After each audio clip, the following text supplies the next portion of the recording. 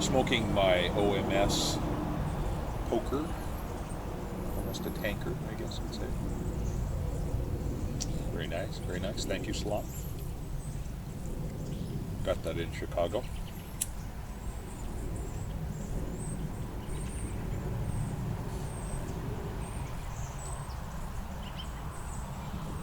You know, those are the memories I have of Chicago. Uh,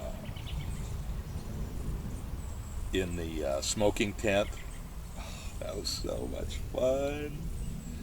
Talking with Rob Cooper, Chris Lewinsky, the Diabetic Man, the Dagners, OMS. Salam was great. That was so much fun. I should just book ahead right now, because I'd love to go back. We'll see what happens. It's a ways off.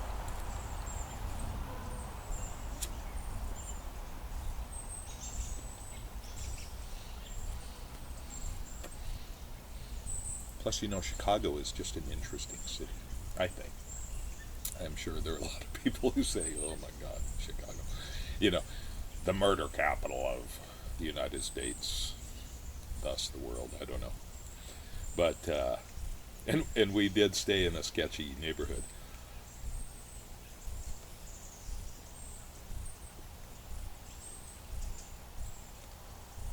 I never actually felt threatened. I took precautions, though. I mean, you do. So I'm smoking some of that, the Country Squire Choctaw.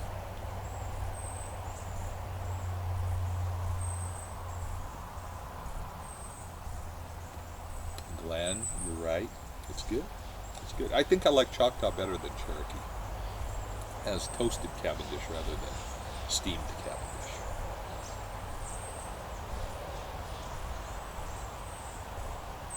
Really mild.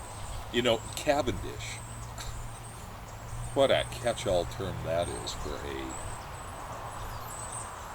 processed tobacco of unknown parentage, you know.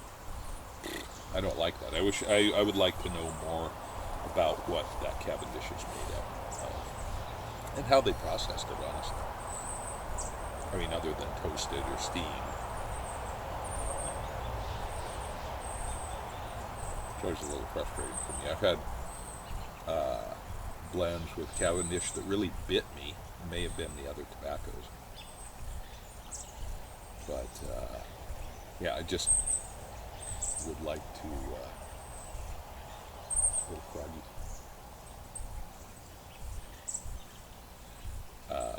Know more what's in my tobacco. Is that too much to ask? I don't think so.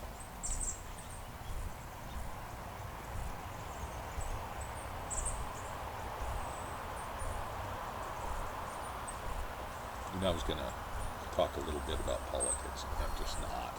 I'm just not going to even go there. I am just not even going to go there. What I thought of it. No, that's a discussion to have with somebody directly, so there's give and take, rather in real time.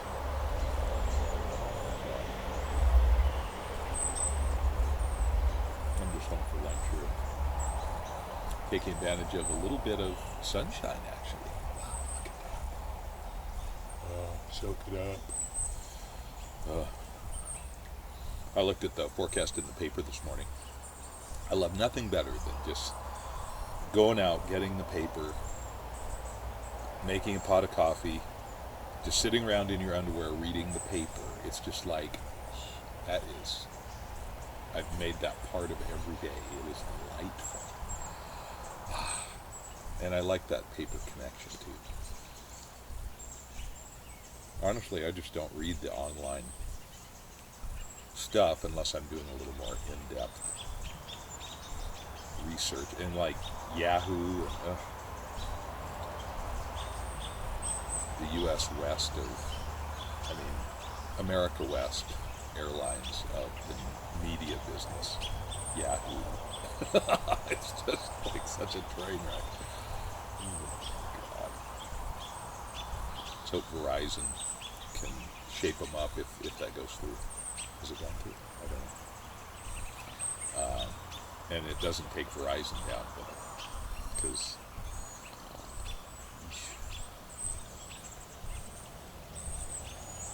so, talking about big business, mega business, like Yahoo, like Verizon.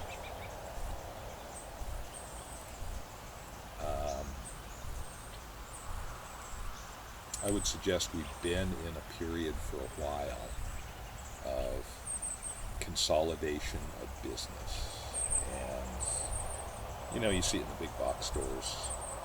In the U.S., anyway, the big box stores drive out the little independent stores because they can sell stuff for less. Having a boat, West Marine has certainly done that. There's a great marine store, several, in Seattle still, independent. So we're in this era of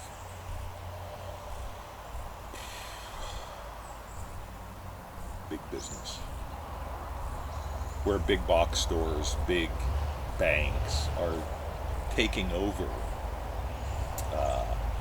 much mercantile activity. In an ideal free market economy, there would be people filling in from down below all those gaps where Home Depot only sells 30,000 things, and so there's specialty stuff that's needed that they just can't sell enough of. Or the market's just too small. So supposedly, and the internet really helps for that.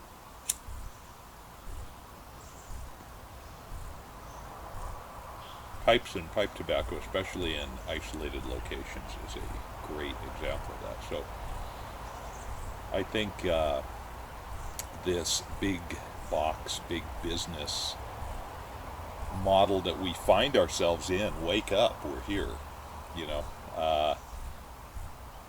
is made more palatable by the internet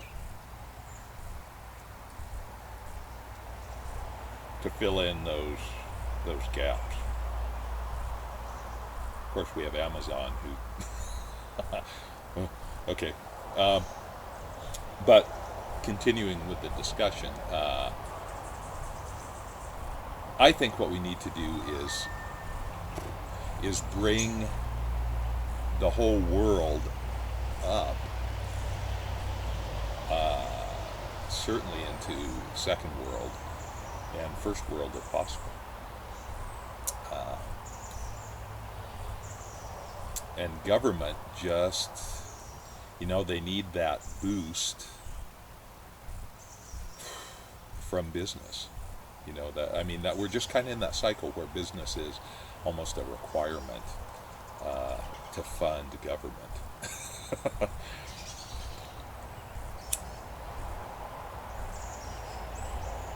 I don't think government alone can do it. And I think we've seen that in socialist economies that just haven't worked as well as everybody thought they might. Venezuela, Cuba, I don't know, the Eastern Bloc, perhaps. Think about it. We've just seen so many economies transform into sort of a mercantile democracy or mercantile representationalism that has had some really good results, I think. So we're there. Wake up. Just like we're going to wake up in the U.S. and suddenly the FDA is in charge of all pipe tobacco stuff and pipes, and we're going to go, oh my God, I wish I would have stocked up. But that's an aside. The problem with business is that it has not seen as its goal the betterment of society. It just looks to the next quarter, to the bottom line. Am I making a profit as massively as I can be? As irresponsibly as I can. Responsibility is what's really lacking. And I think there's been the idea, hello, come on, you want to come up? You come up. Instead of talking about it, do it. Come on. All right, talk about it.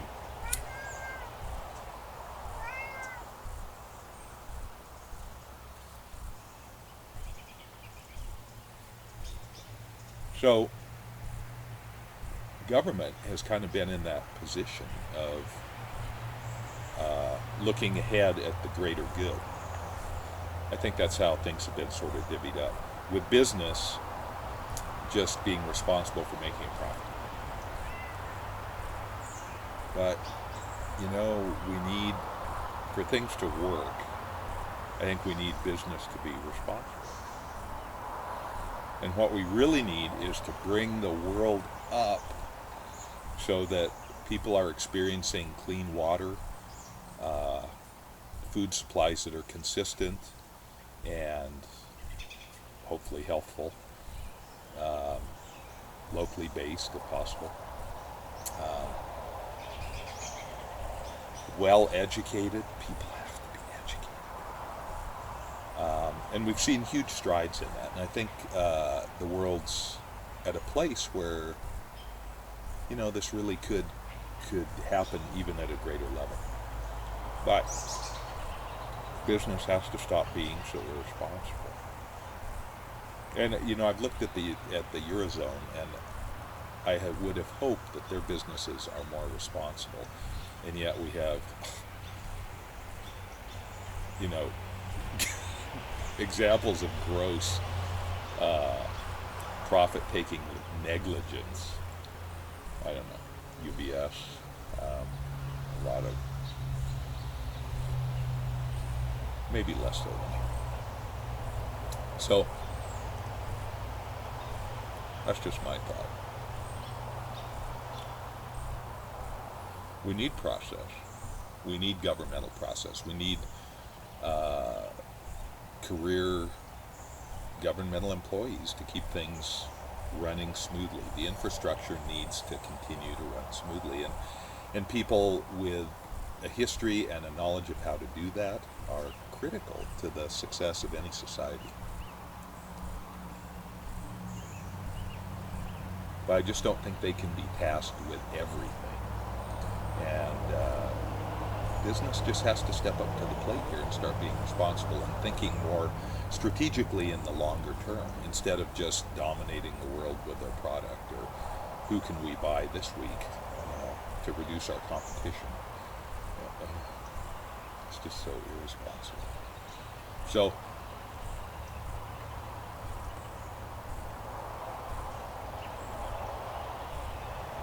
politically, to get back to that, it all boils down to that.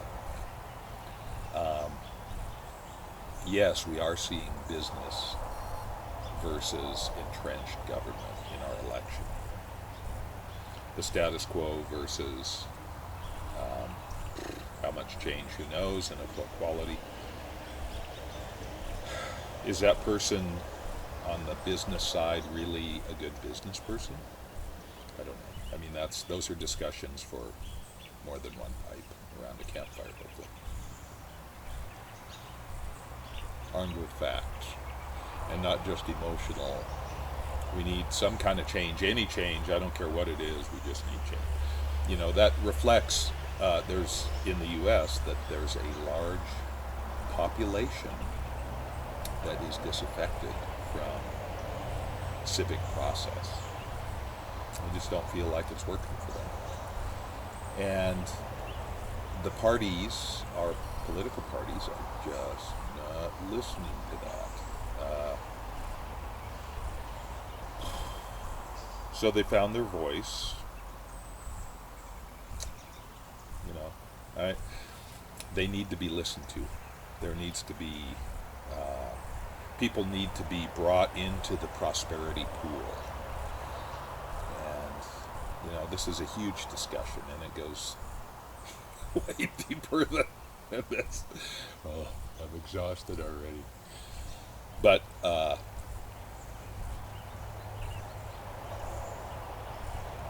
in the shorter term, practical sense, government has to work with business for real prosperity to happen, I think. And that's true on a world scale too. So, how do you make that happen? That's the question. But people having a sense of responsibility is really key. So as is often the case, I blame the parents. I mean, to be a parent these days is just really a hard job. Divorce rate's over 50% in the U.S. People are working multiple percent jobs to break even, not even breaking even. Trying to raise their kids, so the kids end up raising themselves. Schools can't, they're handcuffed, they can't provide discipline in any meaningful way. School has become this automated production line process of meeting testing requirements. Now I'm really tired. But, it starts with kids. And if we could make sure that around the world, children are fed and educated. I mean, right now in the U.S., if you're 38, you're right on the cusp of being older than the majority of the population. In some countries, if you're like 21, you're on the cusp of being older than the majority of the population. So, but what about overpopulation? Well, when people are prosperous, they tend not to have as many kids. So, I think that will self-balance, probably. Am I an expert in this? Absolutely not. I just have my opinions along, so do you.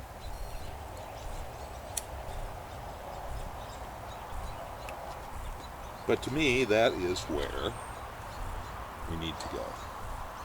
We need to raise the world's children so that they are well educated, well fed, and have something to rise into.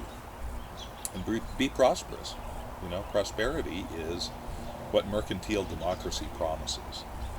And as we've discovered here in this country and other places too, when people are locked out of that because they don't have adequate education or whatever, the disaffection is huge, and the resulting dysfunction is huge. So, and business is key to that in providing employment, meaningful employment, that has a living wage component to it, and some security.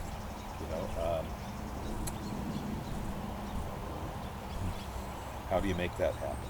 Can you legislate that? I mean, that's where we've been, is we expect government to be the moral compass for business, and we haven't required business to be responsible. But honestly, they need to. It's not enough for government to legislate. They're process junkies in government, I know. And process can be a beautiful thing. I tend to be cynical about too much process. There are many governmental workers whose life work is coming up with perfect process, not perfect end results. So they assume that with a perfect process, the end result will also be perfect, but that is often not the case. So, yeah. Okay, I gotta go. Do a job I love. That doesn't pay great, but it pays enough. And I love the people I work with, and it's fine. So I am a lucky person for that. But we need to make more lucky people We need to create working environments that are supportive of people, supportive of prosperity, so, and not just for a few. Trickle down just has proven to not be very effective. It's sounding awfully lame, and that's trotted out once again.